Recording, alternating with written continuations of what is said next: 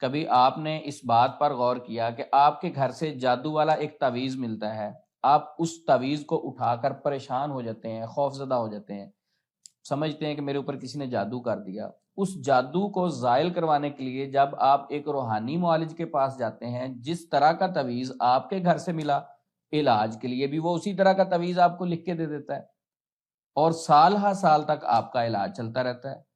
نہ دوبارہ پھر اسی بات کو ذرا پھر تسلی سے ریپیٹ کرتا ہوں، آپ کے گھر سے ایک تعویذ ملا جس تعویذ کے اوپر خانے اور ہندسے بنے ہوئے تھے، ٹھیک ہے، آپ نے تعویذ کھولا تو اس کے اوپر لکھا ہوا ہے حامان، قارون، فرعون، شداد، 66 خانے بنا کے اس کے اندر گنتی لکھی ہوئی ہے، اعداد لکھے ہوئے ہیں، تعداد لکھی ہوئی ہے اس کے اندر۔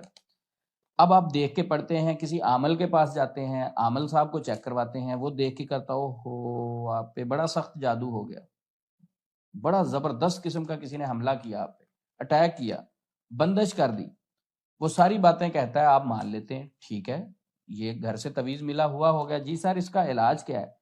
تو علاج کے لیے اسی طرح کا تعویذ، یعنی جو تعویذ آپ کے گھر سے جادو والا ملا جس کے اوپر ہندسے بنے ہوئے تھے، خانے بنے ہوئے تھے، حامان، قارون، فرعون، شداد، کافروں کے بڑے بڑے سرداروں کے نام لکھے ہوئے تھے، علاج کے لیے بھی وہ آپ کو اسی طرح کا تعویذ دے دیتا ہے۔ پھر سال ہر سال تک علاج کیوں چلتا ہے؟ کیونکہ آپ کا علاج نہیں ہو رہا، بلکہ علاج کے نام پر آپ کو کلائنٹ اور کسٹمر بنایا جا رہا ہے۔ کوئی بھی روحانی معالج جس کے پاس آپ جائیں، وہ آپ کو غیر شرعی طریقوں سے ٹریٹ کرنے کی کوشش کرے، خواتین ہے تو اس کو پردہ اتارنے کا کہے، یا اس کو سیپریٹ روم میں لے کے جانے کی کوشش کرے کہ آپ سیپریٹ بیٹھ کے آپ پہ عمل کروں گا، اس سے کبھی علاج نہ کروائیں۔ کوئی روحانی معالج آپ کو تعویذ دے اور اس کے اوپر خانے بنے ہوئے ہوں، ہندسے لکھے ہوئے ہوں، شیاطین کے نام لکھے ہوئے ہوں، اس سے فوری علاج بند کروا دیں۔ کیونکہ عام معاشرے میں ہمارے ایک بات کہی جاتی، کالے کا توڑ کالے سے، کالے جادو کا علاج کالے جادو سے، یعنی اس کا مطلب کیا ہے؟ گندگی کو گندگی سے صاف کریں۔ انا للہ و انا الیہ راجعون، کتنا غلط جملہ ہے۔ تو لہٰذا اگر آپ کے گھر سے تعویذ ملتا ہے اور اس کے علاج کے لیے بھی عامل صاحب بھی آپ کو تعویذ دے دیتے ہیں، تو پھر آپ وہاں سے بچیے۔ ہم تعویذ کیوں پہنتے ہیں؟ سب سے پہلی بات تو یہ کہ مسلمان گلے میں تعویذ کیوں پہنتا ہے؟ اس لیے پہنتا ہے کہ اس کے اوپر سورۃ الفاتحہ لکھی ہوگی، قرآن پاک شفا ہے، اس شفا کا کوئی انکار نہیں کر سکتا۔ بہت سارے لوگ اس تعویذ کا مس یوز کر رہے ہیں۔ میں جو بتانا چاہ رہا ہوں کہ ایک مسلمان قرآن کے نام پہ گلے میں تعویذ پہنتا ہے، ایک مسلمان سورۃ الفاتحہ، آخری 3 کل، درود ابراہیم، وہ سمجھتا ہے اس کے اوپر لکھا ہے اس سے برکت ہے، اس کا کوئی انکار نہیں کر سکتا۔ یقیناً قرآن پاک میں برکت ہے، لیکن عامل حضرات کیا کرتے ہیں کہ وہ قرآن کے نام پہ ہندسے لکھ دیتے ہیں، جادو والی چیزیں لکھ دیتے ہیں۔ گلے میں پہننے والا سمجھتا ہے کہ میں نے اس کے اوپر کیا لکھا ہوا ہے؟ فاتحہ لکھی ہوئی، لیکن اس کے اوپر بہت ساری غلط چیزیں لکھی ہوئی، کیونکہ ہم نے بہت سارے مریضوں کے گلے سے تعویذ اتار کے کھول کے چیک کیے، اندر سے کچھ اور نکلتا ہے۔ مریض آتے ہیں ہمارے پاس، ہم علاج سے پہلے مریض سے پوچھتے ہیں کہ آپ نے گلے میں تعویذ تو نہیں پہنا ہوا؟ وہ کہتا ہے جی پہنا ہوا۔ ہم کہتے ہیں تعویذ اتار دیں۔ اچھا، جس کا بھی تعویذ ہم کھولتے ہیں اس سے پہلے پوچھتے ہیں مریض سے کہ اس کے اوپر کیا لکھا ہے؟ وہ کہتا ہے جی اس کے اوپر قرآن پاک لکھا ہوا ہے، مسنون دعائیں لکھی ہوئی ہیں۔ جب ہم کھولتے ہیں تو ایسی کوئی چیز نہیں نکلتی، ان کے اوپر کافروں کے نام لکھے ہوتے ہیں، حامان، قارون، فرعون، شداد۔ کبھی ایکسپیرینس کیجئے گا، کوئی آپ کو روحانی علاج کرنے والا تعویذ دے، اس کو کھول کے دیکھیے گا۔ دوسری بات آپ یہ بھی ذہن میں رکھیں کہ اگر تعویذ پر قرآن پاک کی آیات لکھی ہوئی ہیں تو کیا انسان ناپاک نہیں ہوتا؟ ناپاکی کی حالت میں ہم قرآن پاک کو ہاتھ لگا سکتے ہیں؟ کیا جب ہم واش روم جاتے ہیں تو وہ والا تعویذ گلے میں نہیں پہنا ہوا ہوتا؟ جس تعویذ پر قرآن کی آیات لکھی ہوئی ہیں اور اس کو ہم واش روم میں لے جاتے ہیں۔ اچھا، پیشنٹ سے کہیں کہ اگر اس پر قرآن پاک کی آیات ہی لکھی ہوئی ہیں آپ کے تعویذ پر، جو آپ نے شفا کے لیے پہنا ہوا ہے، حفاظت کے لیے پہنا ہوا ہے، تو واش روم میں آپ ایسے ہی چلے جاتے ہیں؟ تو پیشنٹ فوری جواب دیتا ہے نہیں نہیں، یہ تعویذ واش روم میں جاتے ہوئے میں اتار دیتا ہوں۔ ہم کہتے ہیں اوکے۔ اب سوال یہ ہے کہ واش روم میں تو شیاطین ہوتے ہیں، گندگی والی جگہ پہ جنات شیاطین ہوتے ہیں، وہاں تو زیادہ ضرورت ہے۔ آپ نے تو واش روم جاتے ہوئے تعویذ اتار دیا، تو واش روم میں پھر آپ کی کون حفاظت کرتا ہے؟ تعویذ کے بغیر ہی آپ واش روم میں چلے گئے۔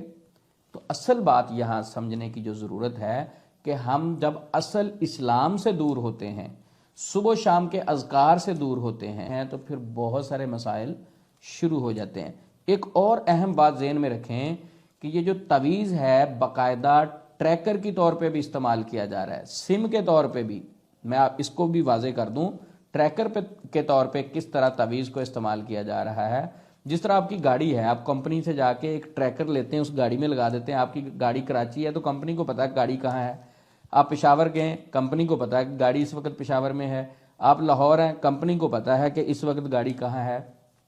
اسی طرح عامل جو تعویذ دیتا ہے وہ ایک ٹریکر کے لیے استعمال کرتا ہے، وہ سم ڈال دیتا ہے، آپ کے گلے میں لٹکا دیتا ہے، آپ کے بازو پہ باندھ دیتا ہے، وہ ہوتا جادو والا تعویذ، آپ کو کہتا ہے اس پہ قرآن لکھا ہے، وہ پھر خود ٹریک کرتا رہتا ہے، بار بار اپنے ہی جنات شیاطین بھیجتا رہتا ہے، اور مریض جب اس کی طبیعت خراب ہوتی ہے، اس کو کوئی مسئلہ بنتا ہے تو وہ کہتا ہے جی فلاں عمل کے پاس جاتا ہوں تو مجھے سکون ہوتا ہے، بیسیکلی وہ خود ہی تو بھیج رہا ہوتا ہے۔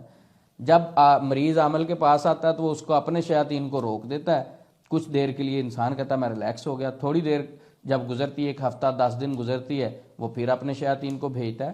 تو اس لیے ایسا کوئی تعویذ گلے میں نہ پہنے جس کے اوپر ہندسے لکھے ہوئے ہیں، تعداد لکھی ہوئی ہے، شیاطین کے نام لکھے ہوئے ہیں۔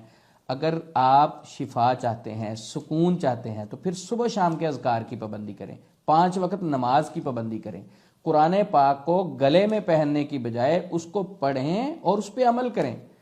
ہم نے گلے میں تو پہن لیا ہے لیکن پڑھنا چھوڑ دیا ہے۔ ایک وہ شخص ہے جو قرآن پاک پڑھتا ہے، گلے میں نہیں پہنتا، پڑھتا ہے، ایک حرف پڑھنے کی نیکیاں حاصل کرتا ہے اللہ سے۔